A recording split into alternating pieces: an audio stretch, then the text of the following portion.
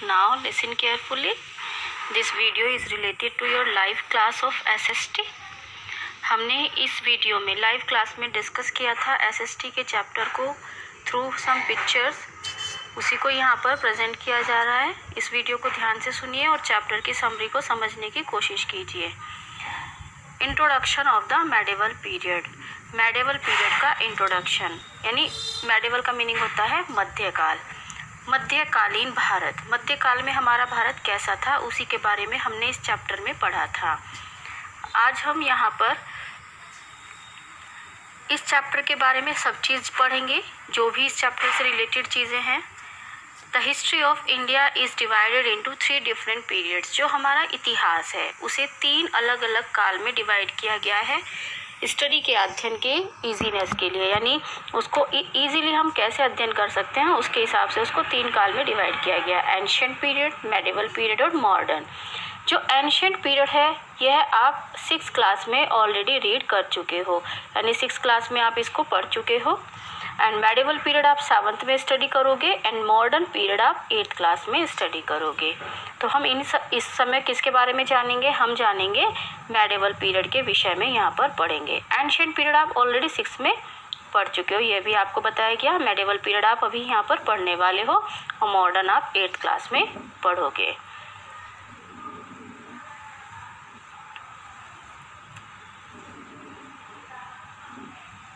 Next history. अब हम पढ़ने जा रहे हैं हिस्ट्री का chapter, medieval period in history.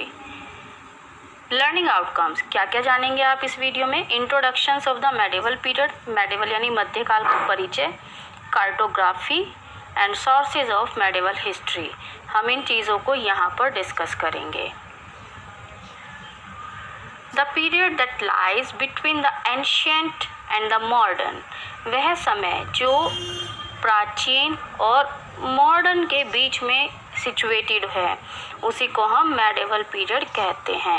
Ancient और मॉडर्न के बीच में जो आता है उसी को मिडल यानी मध्यकाल कहा जाता है। यह चीज़ें आप जानते हो, हमने भी ये सब चीज़ें डिस्कस की थी। मेडिवल पीरियड का समय काल क्या है, यानी मेडिवल पीरियड को कब से कब तक माना जाता है? It is stretch from 8th century to 18th century, यानी इसका समय काल 8th सेंचुरी से 18th सेंचुरी तक माना जाता है। सेंचुरी क्या होती है? अब आपके माइंड में प्रश्न होगा, सेंचुरी किसे कहते हैं?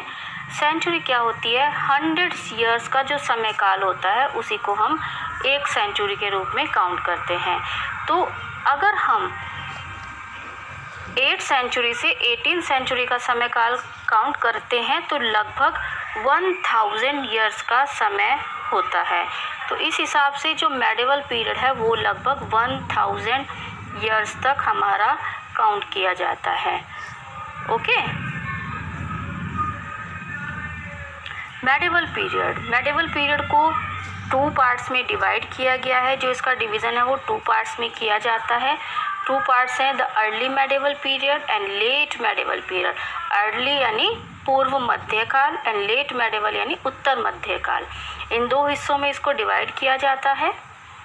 अर्ली मेडिवल पीरियड, अब हम जानेंगे अर्ली मेडिवल पीरियड के बारे में। पूर्व मध्यकाल, it stretch from 8th century to 13th century. जो इसका समय काल है वो 8th सेंचुरी से 13th सेंचुरी तक माना जाता है, यानी 8th century to 13th century का जो समय काल है उसको अर्ली मेडिवल पीरियड का नाम दिया जाता है। इस पीरियड में यानी अर्ली मेडिवल पीरियड में जो शासक आए थे, जिन्होंने भारत में शासन किया था, वो थे पार्थियर्स, राजपूत, राष्ट्रकूटास, पालास एंड चोलास। इन सब के राजवंश भारत में शासन करते थे। किस काल में? अर्ली मेडिवल पीरियड्स में। अर्ली मेडिवल पीरियड्स में भारत में इन सब शासकों का शासन चलता था। द लेट मेडिवल पीरियड, जहाँ से हमारा पूर्व मध्यकाल खत्म होता है उसके जस्ट बाद यानी 13th सेंचुरी से हमारा लेट मध्यकाल स्टार्ट होता है और यह 18th सेंचुरी तक स्ट्रेच्ड माना जाता है। इस हिसाब से हम इसको काउंट करते हैं 13th century to 18th century. हमारे उत्तर मध्यकाल में कौन कौन से राजवंश भारत में आए थे? तुर्क, अफगान्स और मुगल्स। वे राजवंश जो हमारे पूर्व मध्यकाल में भारत आए थे, ये सब हमारे क्या थे, ट्राइबल्स कम्युनिटी थी, यानी जो ट्राइबल पीपल्स थे। लेकिन जो शासक उत्तर मध्यकाल में भारत आए थे, ये सब फॉरेन इन्वेडर्स माने जाते हैं। फॉरेन इन्वेडर्स का मीनिंग होता है विदेशी आक्रमणकारी। ये भारत की प्रजातियां नहीं थी, ये विदेशों से भारत में आई, भारत में इन्होंने आक्रमण किया और उसके बाद यहाँ पर अपनी सत्ता को स्थापित किया। इस कारण से इनको हम क्या कहते हैं, इनको हम फॉरेन इन्वेडर्स का नाम देते हैं। ये फॉरेन इन्वेडर्स के नाम से जाने जाते हैं। और ये कौन कौन से शासक थे, तुर्क्स, अफगान्स और मुगल्स। इन सब में मुगल्स जो थे वो सबसे अधिक लंबे काल तक भारत में स्थापित रहे थे, यानी जो इनका शासन काल था वो काफ़ी लंबे समय तक हमारे भारत में माना जाता है। फॉरेन इन्वेडर्स क्या होते हैं, वो सब आक्रमणकारी जो विदेशों से भारत में आए, भारत पर आक्रमण किया और भारत के जो राज्य थे या जो एम्पायर्स थे उनको अपने अंडर कंट्रोल में लिया और यहाँ पर शासन स्थापित करना शुरू कर दिया। उसी को हम क्या कहते हैं, उनको हम फॉरेन इन्वेडर्स का नाम देते हैं, यानी विदेशी आक्रमणकारी हम इनको हिंदी में मेंशन करते हैं। मैनी नेम्स ऑफ इंडिया, आपने अपने चैप्टर्स में भारत के बहुत सारे नेम्स के बारे में जाना है। अब हम वही चीज़ें यहाँ पर डिस्कस करेंगे। हमारे भारत को इंडिया अब कहा जाता है, लेकिन एंशिएंट काल से लेकर प्राचीन काल में जो भारत के बहुत सारे नाम थे उन सबको भी हम यहाँ पर डिस्कस करेंगे।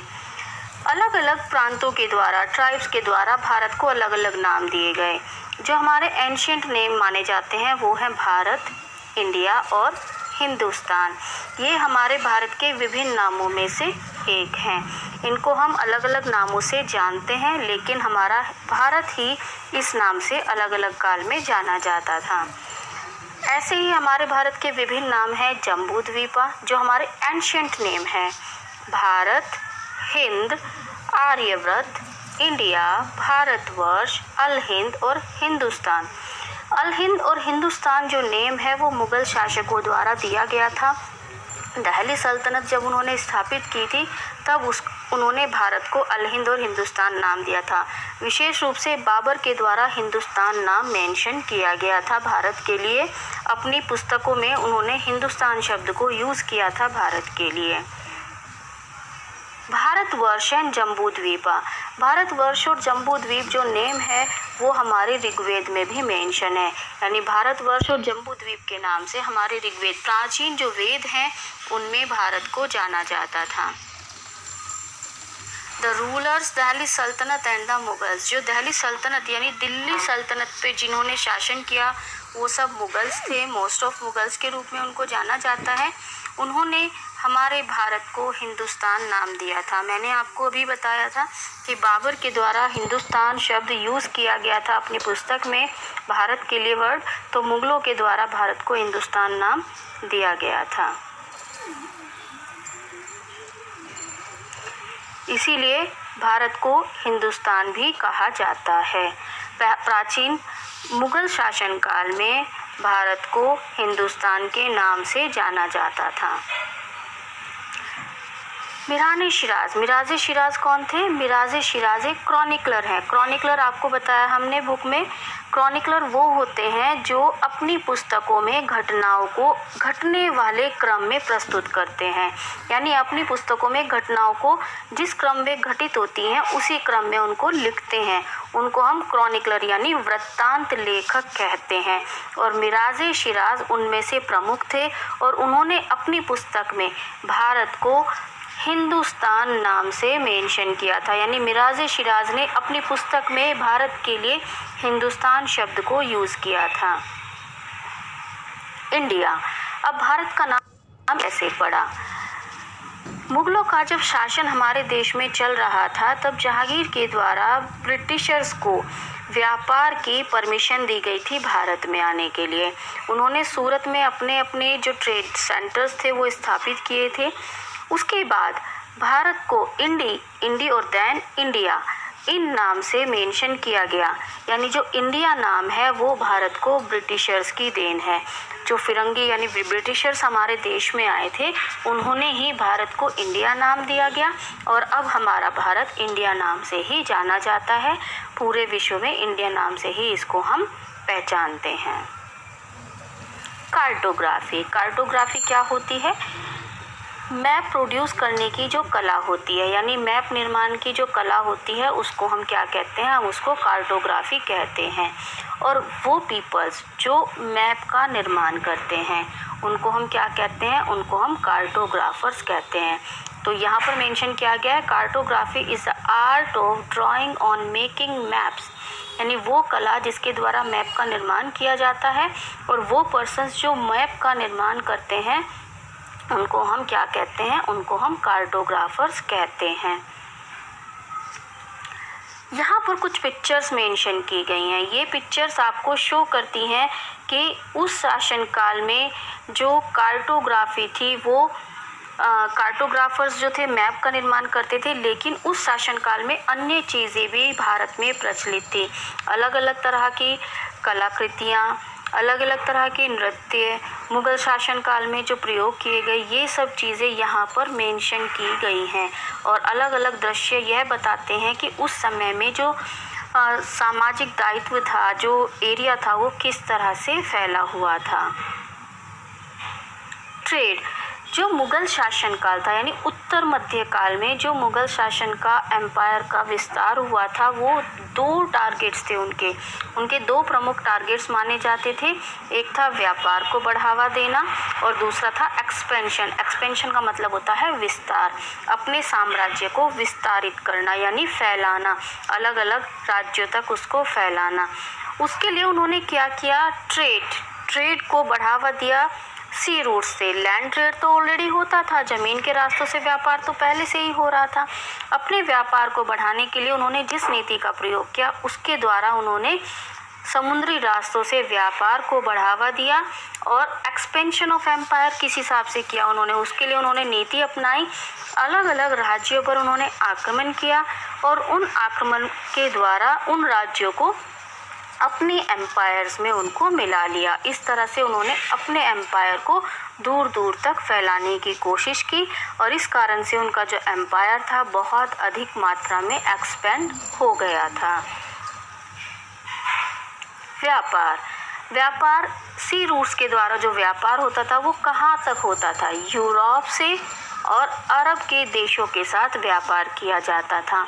यानी जो व्यापार का दायरा था, विदेशी व्यापार आप एक तरह से कह सकते हैं, वह किन देशों के साथ किया जाता था? यूरोप और अरब के साथ व्यापार को विस्तारित किया गया था। इसी कारण से भारत का जो व्यापार था, वो किसके साथ था? Trade with Europeans and Arabians, यानी यूरोपियन कंट्रीज़ के साथ और अरेबियंस कंट्रीज़ के साथ। यहाँ पर मैप में भी मेंशन किए गए हैं, कुछ कंट्रीज़ शो किए गए हैं जिनके साथ यहाँ पर व्यापार होता था। इस मैप के द्वारा जो रेड डॉट्स हैं, ये बताती हैं कि किस तरह से व्यापार इन देशों के साथ होता था। साइड में आपकी पिक्चर शो की गई है, सी रूट्स के द्वारा जो व्यापार होता था उसको यहाँ पर मेंशन किया गया है, यानी समुद्री रास्तों से विदेशों के साथ व्यापार किया जाता था। मैप, आपको हमने बताया कार्टोग्राफी क्या होती है। मैप मेकिंग की जो कला होती है, हम उसको कार्टोग्राफी कहते हैं। मध्यकाल में जो मैप प्रचलित थे, वो इस तरह के थे। यहाँ पर वन मैप शो किया गया है जिसमें अलग अलग स्टेट्स का दायरा फैला हुआ दिखाया गया है। यहाँ पर यह मैप है जो अल इदरसी के द्वारा बनाया गया था और इसको यहाँ पर शो किया गया है। This map was made in 1154 CE by the Arab geographer. अरब के द्वारा व्यापार होता था और उन्हीं के द्वारा इस मैप को यहाँ पर प्रस्तुत किया गया। अल इदरसी थे जिन्होंने इस मैप को प्रस्तुत किया था। सेकंड मैप जो है वो व्यापार को मेंशन करता है। भारत का विस्तार कैसे कैसे अलग अलग देशों के साथ व्यापार होता था, वह इस मैप के द्वारा यहाँ पर मध्यकाल में मेंशन किया गया था। यानी मध्यकाल में व्यापार को मैप के द्वारा इस तरह से मेंशन किया गया था। Broadly we can divide the sources of history into two groups. अब हम मध्यकाल का जो इतिहास है उसको जानने के लिए दो सोर्सेज को हम यूज़ करते हैं। टू सोर्सेज यूज़ किए जाते हैं, आर्कोलॉजिकल सोर्सेज और लिटरेरी सोर्सेज। आर्कोलॉजिकल सोर्सेज क्या होते हैं? भूगर्भीय स्रोत, यानी जो लैंड से खुदाई के बाद रुइंस मिले, अवशेष मिले, उनके अध्ययन के द्वारा जो जानकारी हमें मिलती है वो हमारी आर्कोलॉजिकल सोर्सेज में इंक्लूड होती है। एंड लिटरेरी सोर्सेज होते हैं रिटन रिकॉर्ड्स, वो सब रिटन रिकॉर्ड्स जो पुस्तकों के रूप में दर्ज हैं, उन सबको हम लिटरेरी सोर्सेज में काउंट करते हैं। आर्कोलॉजिकल सोर्सेज, हमने पढ़ा आर्कोलॉजिकल सोर्सेज स्रोत होते हैं, तो इनमें किस किस चीज़ को इंक्लूड किया जाता है? मॉन्यूमेंट्स, कॉइन्स, इंस्क्रिप्शंस और आर्टिफैक्ट्स। आपकी पुस्तक में भी इन सब चीज़ों के बारे में बताया गया। यहाँ पर पिक्चर शो की गई है मॉन्यूमेंट्स, कॉइन्स, आर्टिफैक्ट्स और इंस्क्रिप्शंस। देन इंस्क्रिप्शंस, यहाँ पर ये इंस्क्रिप्शंस को मेंशन करता है। इंस्क्रिप्शंस है यानी शिलालेख। मॉन्यूमेंट्स क्या होती हैं? वो सब इमारतें जो उस काल में बनाई गई, वो सब हमें उस काल के शासन के बारे में जानकारियाँ देती हैं, जैसे टेम्पल्स हो गए, मॉस्क्यूज, टॉम्ब्स, फोर्ट्स और पैलेसेस, महल हो गए, ये सब आपके मॉन्यूमेंट्स में काउंट किए जाते हैं।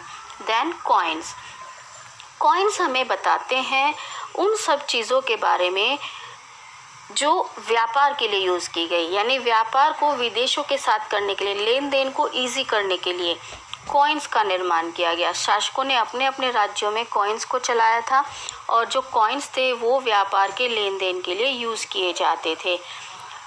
कॉइन्स को अपनी पावर शो करने के लिए भी राजा महाराजा प्रचलित करते थे, और जो कॉइन्स होते थे वो 3 तरह की धातुओं का यूज़ किया गया, गोल्ड कॉइन्स, सिल्वर कॉइन्स और कॉपर कॉइन्स। कॉपर कॉइन्स, ये सब चीज़ें, ये धातुएं वहाँ पर यूज़ की गई थी।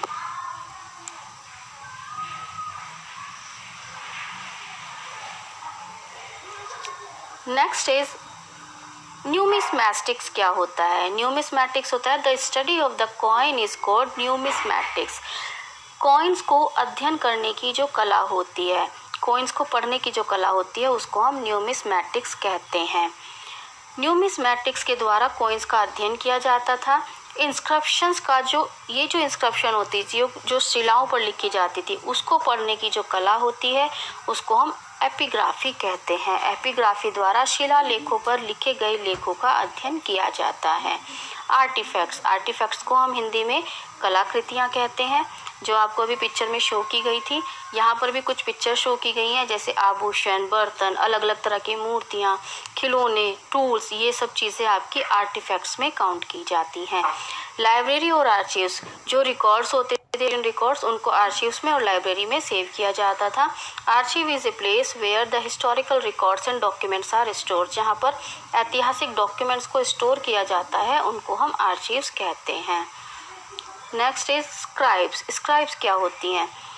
जिस तरह से पुस्तकों का लेखन होता था, वो सब पुस्तकें जो लेखकों के द्वारा हैंड रिटन होती थी, वो स्वयं लेखकों को द्वारा लिखी जाती थी, उनको हम स्क्राइब्स कहते हैं।